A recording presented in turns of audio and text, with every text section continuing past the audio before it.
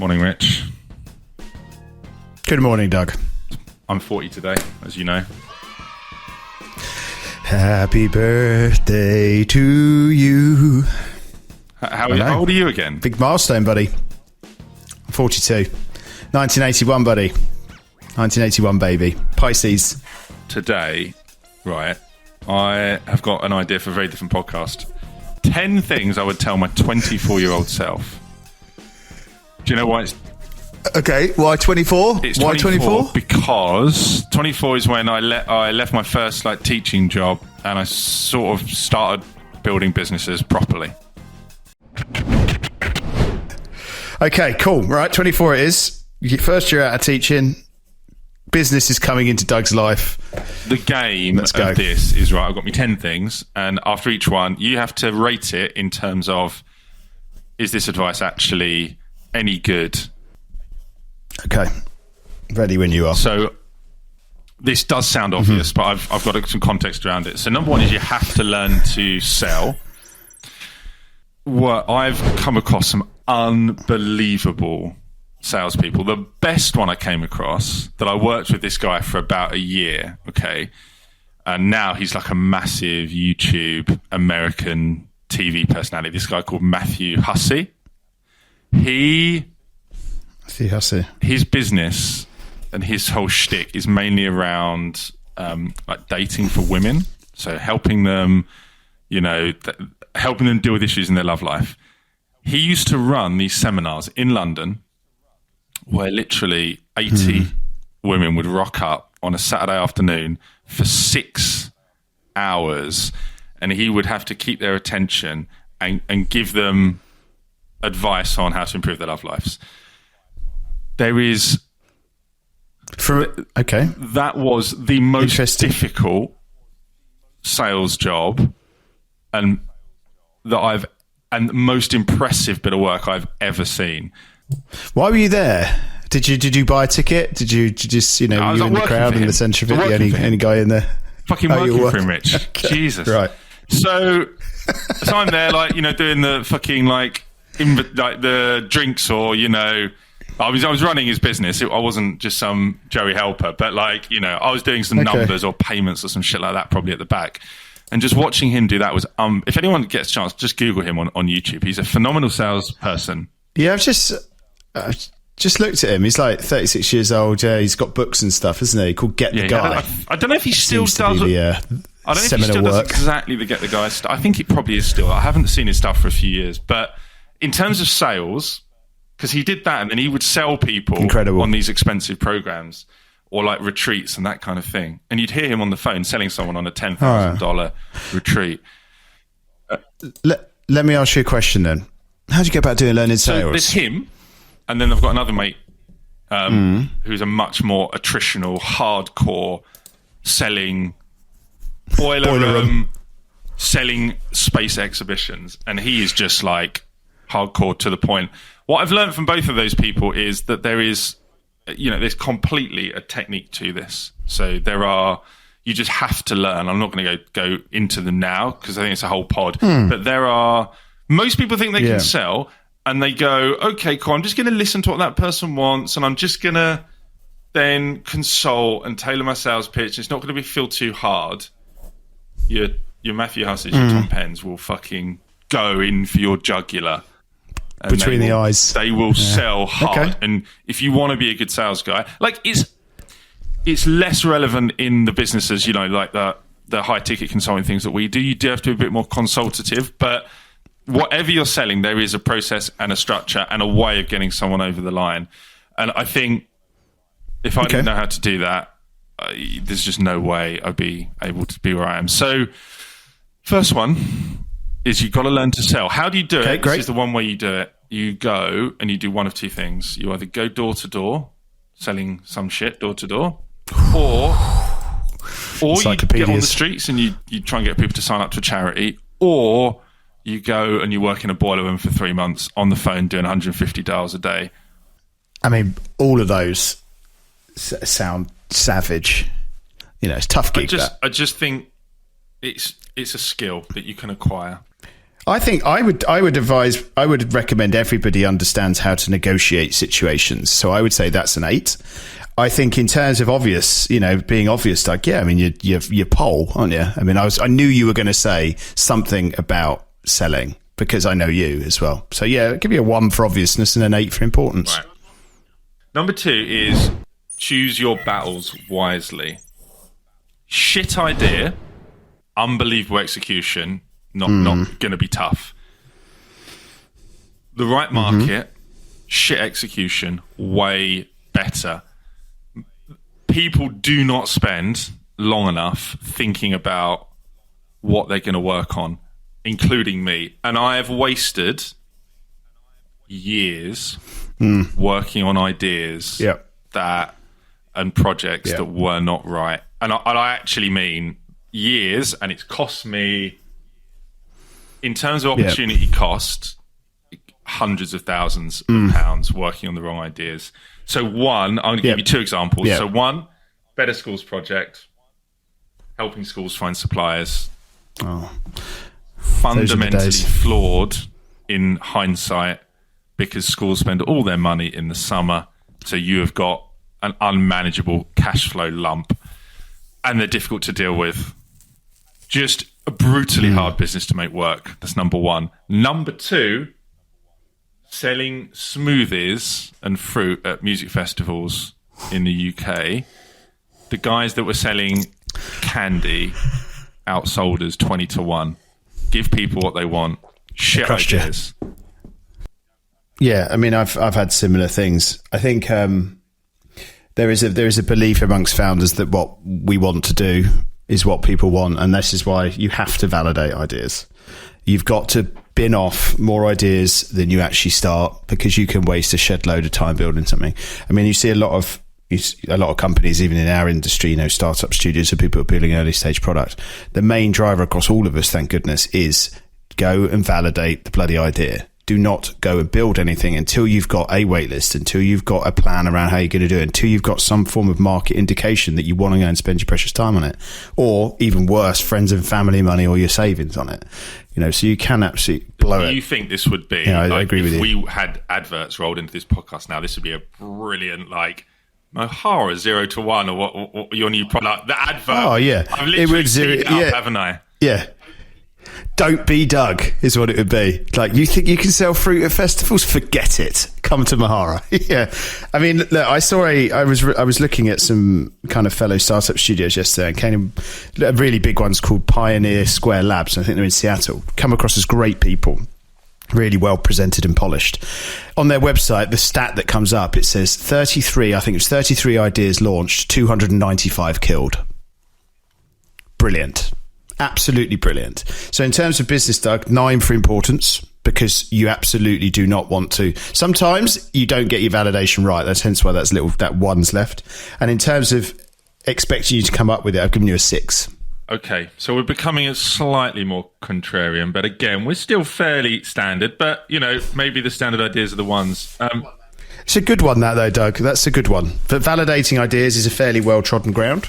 But I like the fact you brought it up. All right, number 3. This one, there's not tons to say here, but I would just tell people, fucking go and learn finance.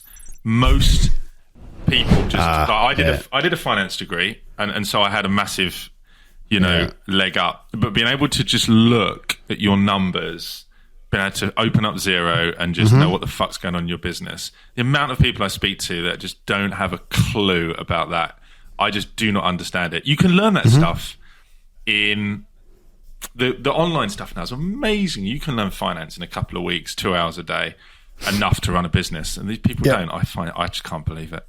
Well, I did a couple of webinars with early stage entrepreneurs a while back. I think it's pre-pandemic, and I was talking about the concept of a business tripod.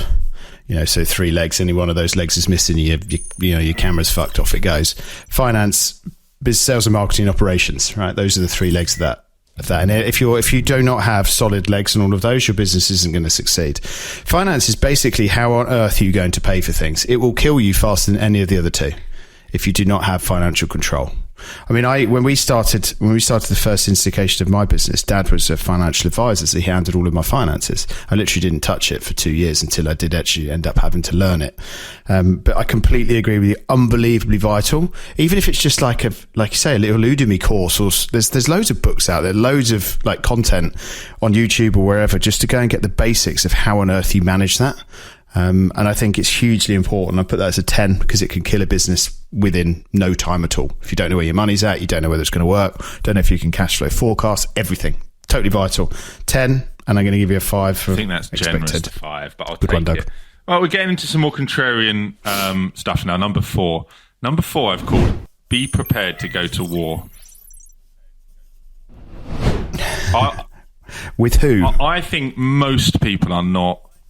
If they're really, really honest, they're not prepared to do some of the things that you need to do to get a business working. So I've got so many examples of just burning off weekends where something's gone wrong and it's had to be fixed, or burning off evenings of huge invoices that there are issues with, that if we don't get this sorted in the next 12 hours, we're not going to make payroll.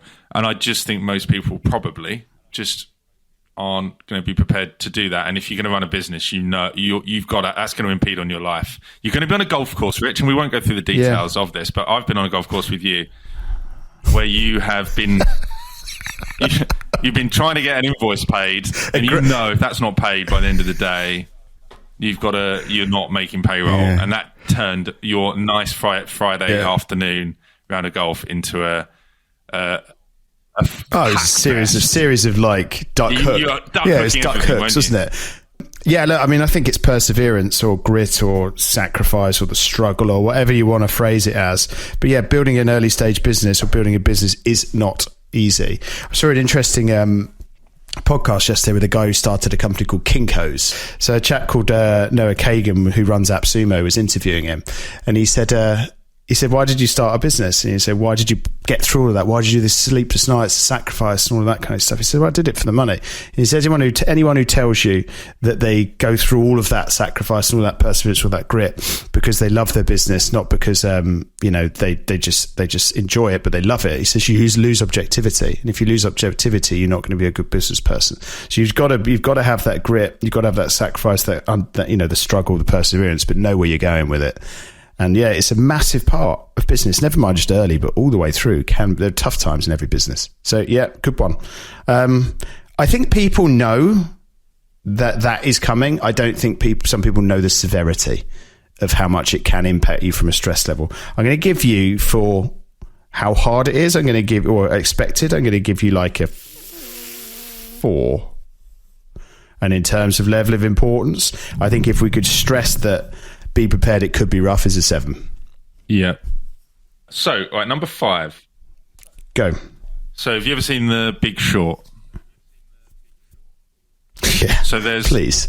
The best line in that film is absolutely Ryan Gosling when he's in the toilets. He's like, I'm jacked. I'm jacked to the tits! When he just absolutely knows he's nailed it. No, thank you, Brian. And the guy walks in, he kicks him out. Very good. He's very good. So in that good. Film. Right, go on. Yes, Big Short. There's a line in it. I don't think they say it, but they put it up on the screen, and it says, "Truth is like poetry, and everyone fucking hates poetry." I know the line. And I think the amount of times, right, I've lied to myself. I've known an uncomfortable truth, and I have just lied to make myself believe that it could be true, because it being true would be more convenient than it being not true. So with, for example, the Better Schools Project, I knew for 3 years before we really stopped that I just knew deep down we were not going to solve this cash flow issue, the fact that we make all our money in a 1 month period every year. But I wouldn't admit that to myself, because if I admitted that, I would admit that the business wasn't going to work. And there are so many examples of that every day. But I've become way better. Just fine. It's actually okay to admit the truth is shit, but we're just going to accept that for now and kind of work out a solution to it. If you start lying to yourself, which most people, in my opinion, do, about their idea. Yeah. Because I think most people do know the truth. So lying to yourself, knowing the truth and lying is different to just being fucking clueless and not knowing the truth. I think a lot of people know the truth and lie. I think you've got to ask yourself that question. You seem to be touching on stuff that have been brought up in books and things that I'm reading at the minute. So there's another one called Profit First, and we should link these down below so that anyone watching this can get into them.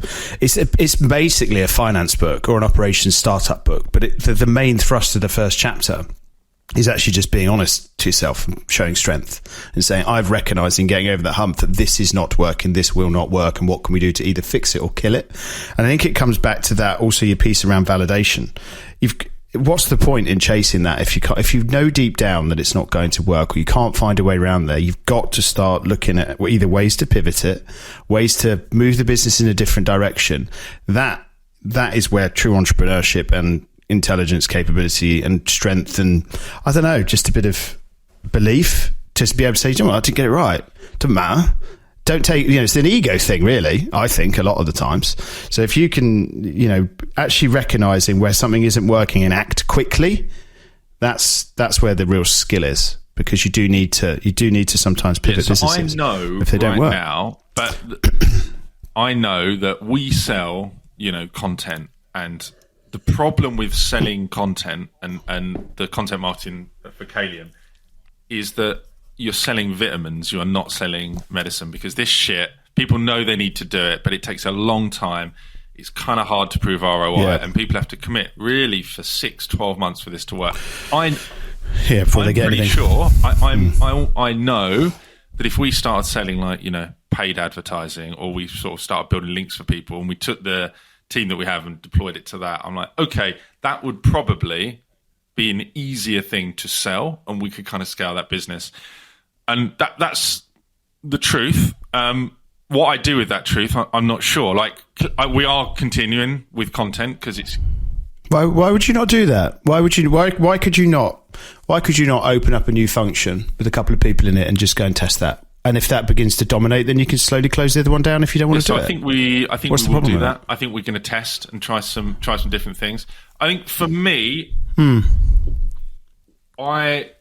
ultimately, content is so valuable that I do still believe that we can, really, it's not, the business is working, but I still believe in that product, and that it's what people should invest in. And that belief, for the reason that I stay there, is because the belief in the product is so high. But it is an uncomfortable truth that it's harder to sell than some of these other ones. And that's a truth I have to deal with. I don't know the answer to that, but I have at least acknowledged that that's the truth. And I'm not hiding. I'm not saying, selling paid advertising is shit and it's, it doesn't work and blah, blah, blah. Yeah. No. Yeah, it's a great business. And content is a slightly shitter business, but it's probably better for businesses. And what I do with that, I'm not sure. But also, I think there is an element of what you enjoy, right? You enjoy the creativity of content. I know you do, because I've worked with you for a number of years, and I know that you enjoy that, and maybe you don't necessarily enjoy paid quite as much, and therefore you've got to look at it yourself and say, okay, well, where do I actually want to work? What do I actually want to build?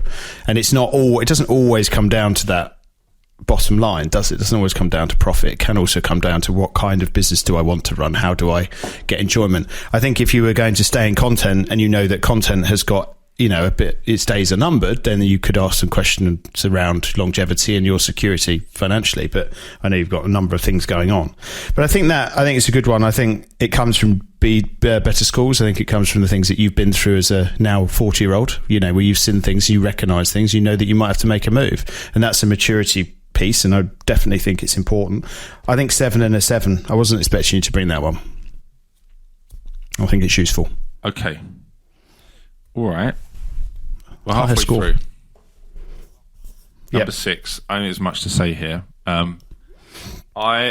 It's linked to number 5, but I think having a corporate job does not prepare you in any way to run a business. And I think a lot of people tell themselves that I'm going to work for Deloitte or McKinsey for 5 years, and then I'm going to launch a business. Now, a lot of people come out of those big companies and they succeed, but I don't think that's because they've worked at McKinsey. I think that's just because they're absolute killers and they'd have succeeded anyway. I think all they've done when they spend their 5 years at McKinsey is just kick this dream 5 years down the road. I just think they're so different. They are so different. I worked in these big companies. I worked at Deutsche Bank, huge investment bank in London for 2 years. So I know what they're like. And it's just it's incomparable to running a small business or a startup. So anyone that's looking at this, that's 24, that's like, okay, do I take that offer at PwC or do I start my own business? I'm not saying you should start your own business, but I'm saying that going to PwC is not really going to help you run a business. So that's the truth. Yeah.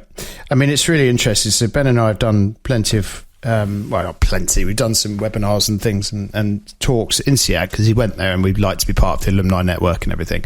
So they have a big split to where the majority of people go into consultancy. You know, they go to Bain and they go to these different areas, and some go into entrepreneurship. And it often is a real big fork at an MBA level. But if you were to, you know, take that 24-year-old kind of approach, I think what it can do, and I genuinely think what it can do, is if you're savvy with your money and you get a well-paid job, you can put something behind you to give yourself freedom to then start that business. So I think that's one thing it can do. I agree with you that I don't think the skills, unless you've got stakeholder management, which you probably get in a corporate quite quickly, I think it can give you that a little bit of financial backing to work in that kind of job for a couple of years, get some money behind you, and then that'll give you the confidence to go and validate your idea. And then once you've got something validated, then you can also, you know, then go and build it. I've also seen people at that kind of age work in those jobs, and if they've go and validate the ideas, and as soon as they land on something that they think is good, then they can go and make that move to actually go and raise their friends and family and go and start it. Because I think you can be quite efficient even when you're fully employed. And as long as you don't jump full time into it until you know you've got something, I think it's interesting. But yeah, look, I agree with you. I think there's a capital incentive to go and work in a job before you start. But in terms of skills, outside stakeholder management, yeah, I tend to agree with you. From what I've seen, I came from teaching, right? I've never been in a corporate job, so I'm not as well versed as you or Blomley in that respect. What do you mean by stakeholder management?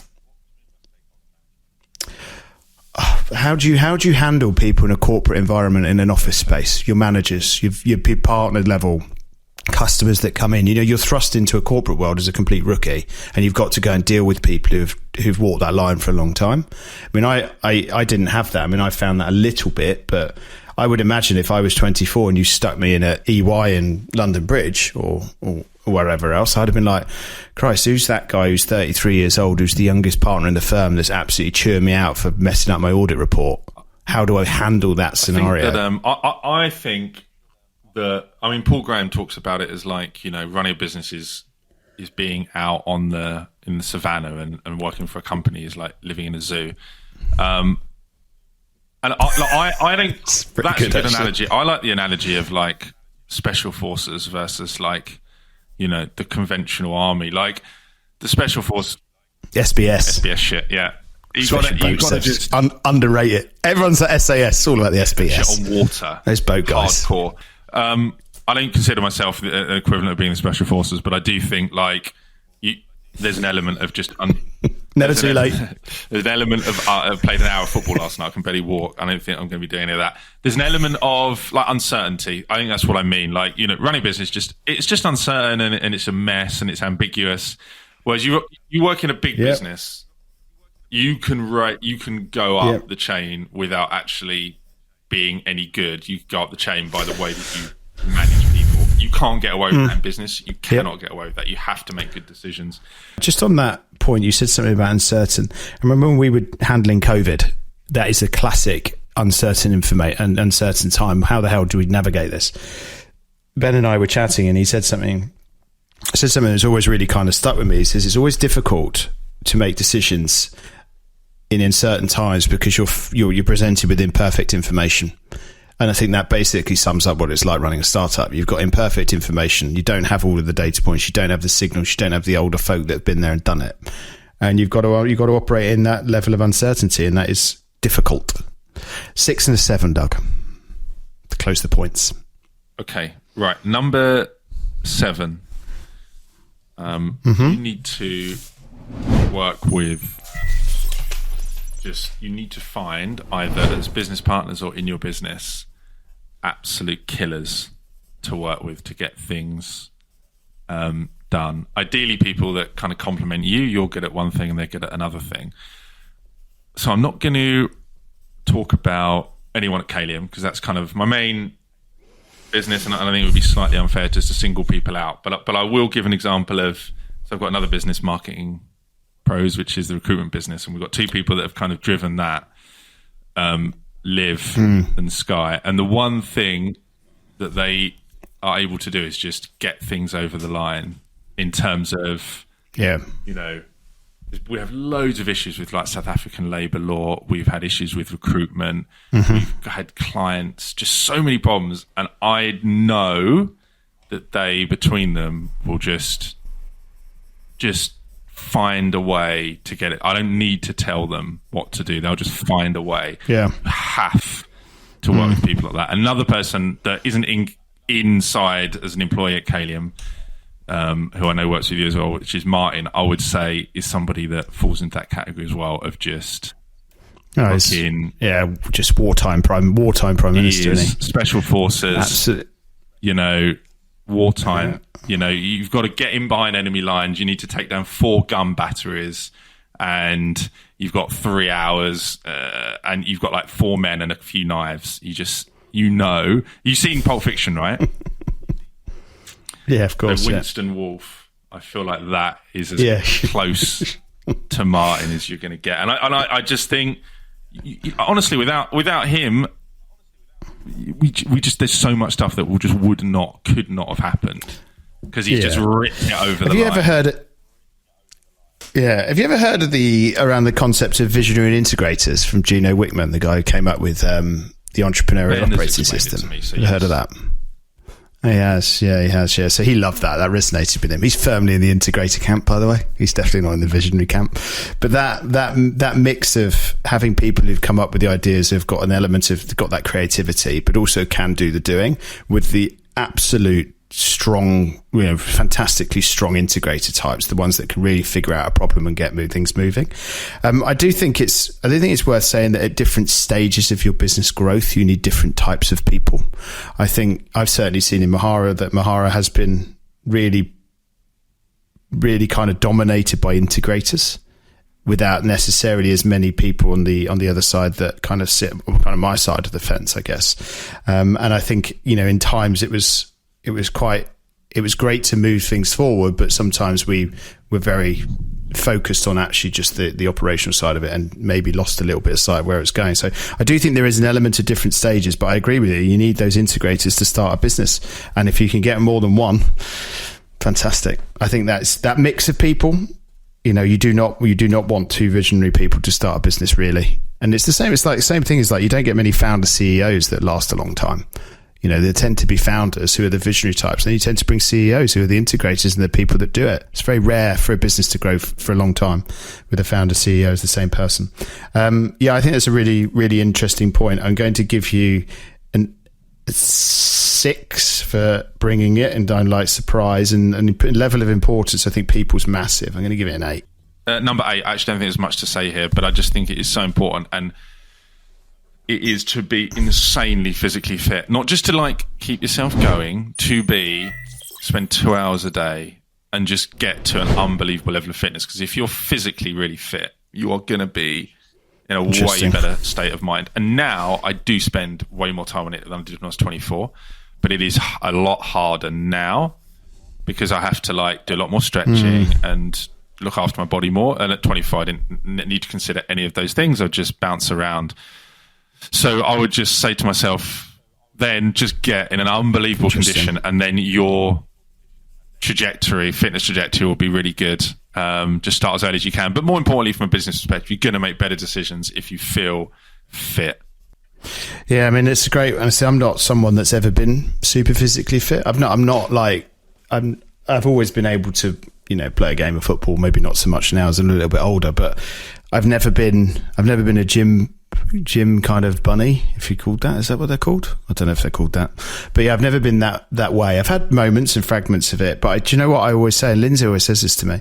She's always like, she'll say, whenever you get into a period of doing your 5Ks, and I'll do 3 a week, something like that, the mood and the level of creativity and the energy that you have for work is upped.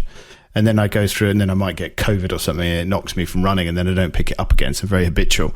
I completely agree that in the short fragments of like time where I am exercising, I am doing that, I feel great, genuinely feel great about life and myself and how my clothes fit and how that affects me mentally and, you know, I guess my positivity towards work. So I think, yeah, it's a big shout. Good one. There's a book. There's a book I think that people should read. Trying to remember the name of it. It's this guy Peter Attia. I think it's called Outlive or something like that. Attia, Attia, and he just talks about how you create better.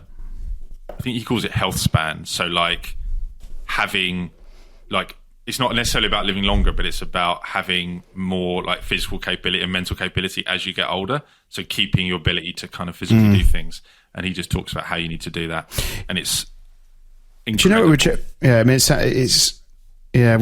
were chatting yesterday in the office, and it's because I was watching these guys. I was listening to Gary Vee for a while, and I was listening to this Noah Kagan guy.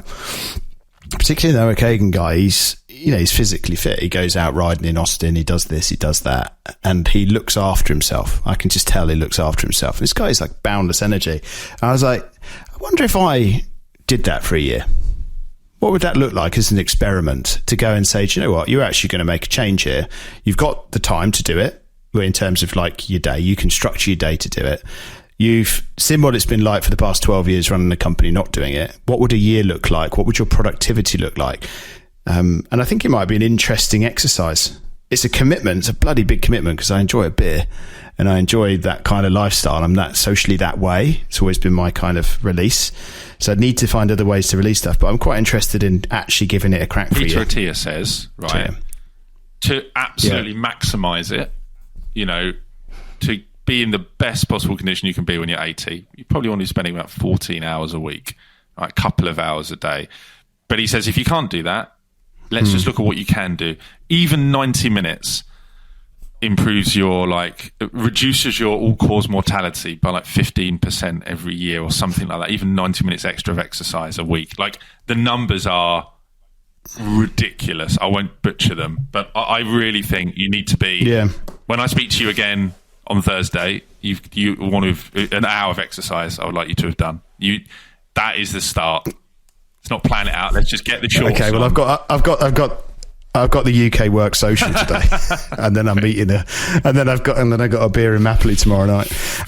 But yeah, look, I think there's something in it. I think it's super important. I'm going to give it an 8 for you bringing it because I wasn't expecting you to come with that, and then I'm going to give it a 9 for importance. 2 more. Right, number 9. Yep. So the amount of people, like lots of people. Not because I'm some fucking guru, but lots of people come to me just because they know that I've run a business that want to start one. And they're like, cool, what do you think of this idea or this business or whatever? And almost everyone just overthinks it. They just, cool, I've got this idea. What about this? And what about this? And how do I do this? And what about if we do this? And they kind of put some plan together. And my advice is always, what's like the minimum thing you can do just to get started and just to get some momentum, and then let's see what the market says about this. For some ideas, that's not obviously possible if you're creating, you know, you're doing some like medical testing or something. But for 90% of business ideas, or 95%, just get started. You can validate them some way. I was chatting to a guy at the weekend who's just finished his degree, and I play football with him, and he was he wants to start a business. I won't give the details. And he was like, oh, cool, this is my idea and this is what I could do. And I said, right, okay, cool.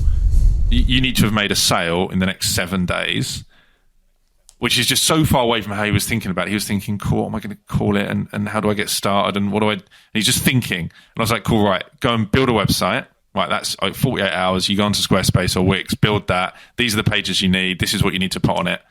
And then, cool, once you've done that, you're going to go on to these social media groups and you're going to just start pitching your product. It's a type of therapy. I won't get into the details, but in fairness to him, he did that. He went onto Wix and he's built a website.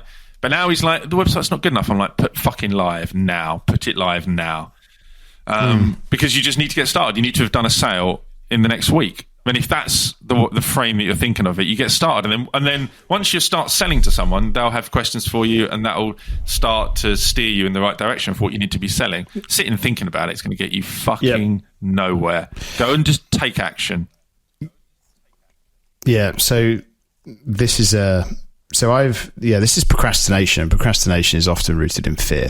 Right. And it's fear of failure, fear of the opportunity that's in your mind that you feel is great dying, and what are you going to do if you haven't got that opportunity, or that optimism around that.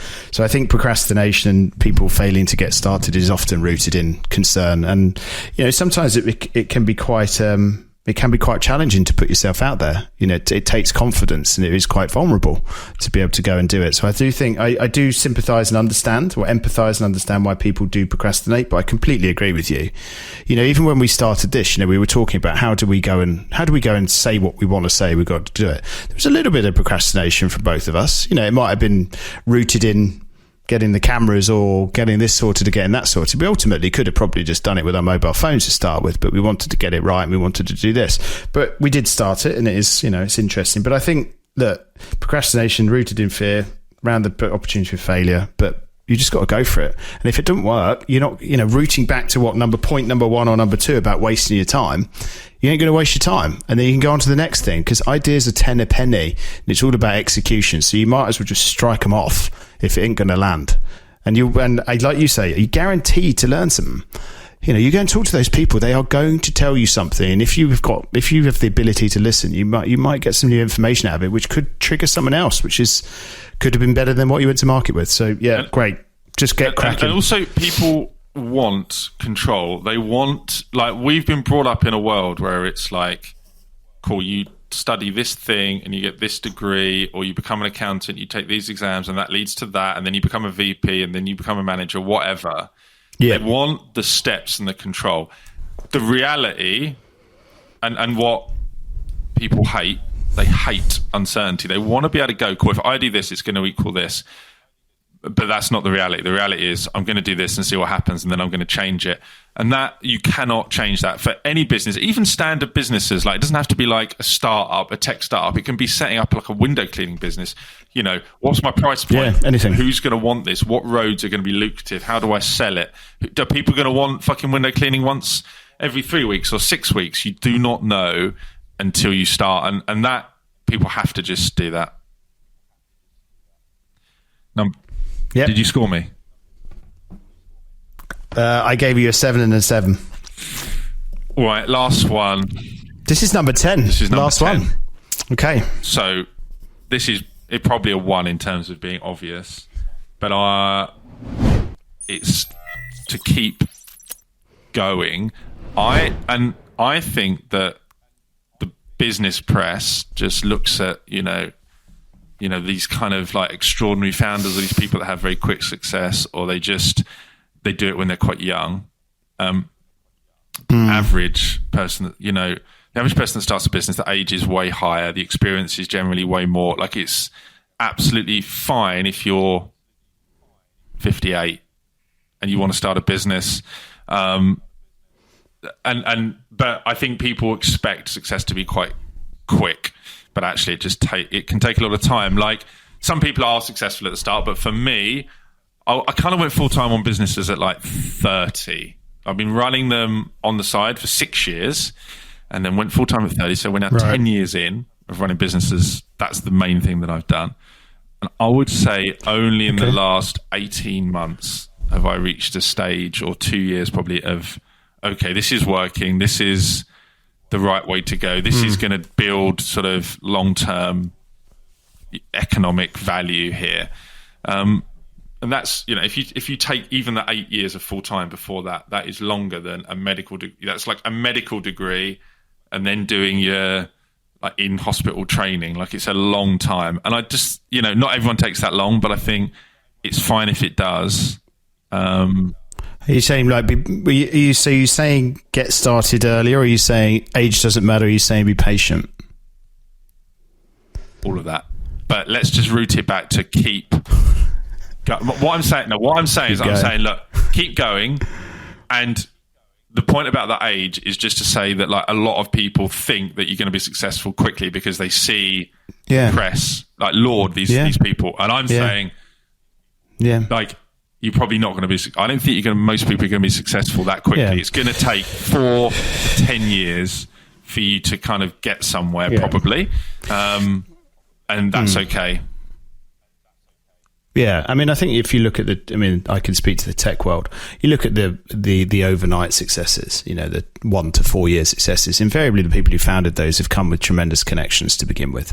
They'll be ex-Google, they'll be ex-Facebook, they've got roots into VC, they've got something that gives them a bit of a leg up. Not always, but a vast majority of the time. So I think taking time. I was a teacher from 22 to 30, and then I ran an agency from 30 to 36, which was an unbelievable learning curve because I didn't know anything about business when I started that company at all. I did a business A level. And then I think I've really begun to understand exactly what we want to do and how we can achieve it in the last, I think since 2020, it's been the step change for me. So the last 3 years, but prior to that, I was in business for 10 years, and we've employed a number of people. We've got 115 people now. The first agency I had almost 16, I think, at its height before we closed it. So they would be considered reasonably successful businesses compared to, some others. But yeah, look, I think what it all boils down to is that you never know everything, and you are forever learning, and you're forever going to develop, and it's okay to know that, even if you continue to make mistakes, as long as you don't repeat them or don't repeat them often, then that's progress. So I do agree with you. I think it takes time. It takes patience. I don't think age should be a factor as long as you've got the energy for it, because as we've said before, it can be quite tough. But, I think as long as you've got that drive and desire, I think you can start a business at any age, and just don't rush it. Don't rush it, but definitely do. Well, don't rush. Don't expect success. Do we think that this format of us actually providing not just ideas on businesses, but just general stuff from our experiences has got any legs, or do you think this is just left field? No, I don't know. I think it's fine. I think we can. I personally believe people enjoy a story, right? And a lot of what we've spoken about there are rooted in our own personal experience. And I think that has value. I think we'll find out. We'll find out whether people watch this. We'll find out whether people like it, whether they comment on it. We'd love to see if anybody is watching this, whether you've got any pointers on what you think is most important. Can I end with Lindsay's comment on yesterday's podcast? Yesterday's podcast was about selling Scandinavian cruisers on the streets. She said, this idea is so shit, it is damaging your credibility. What do you think? I didn't like it. Did I? You hated it. You did not like the idea of having a Viking hat. I was quite kind. I should have just turned Riverside off, shouldn't I? That probably shouldn't have seen the light of day. Do you know what? I would have had to sell that way better. I was listening back to it last night, and I was like, as I was explaining the idea, I was like, I actually think this could work, but the way that I've explained this, is never. I'm never going to get anyone over the line on this. So I had to do a better sales job. Yeah. Having said that, I don't think. But you can't polish a turd though, Doug. I don't think there's ever going to be. I don't think people are going to sell holidays from pop-ups on the streets. I think that is true. Yeah. Okay. Well. Thank you. Happy birthday to you, Doug. I think that was a really enjoyable pod. If anybody's got any ideas or thoughts on what Doug and I have said today, please do comment below. We like a little bit of interaction. That would be great. And okay, Doug, I will see you next time, mate. Hannah, have a great birthday. You take care, buddy. Hey now.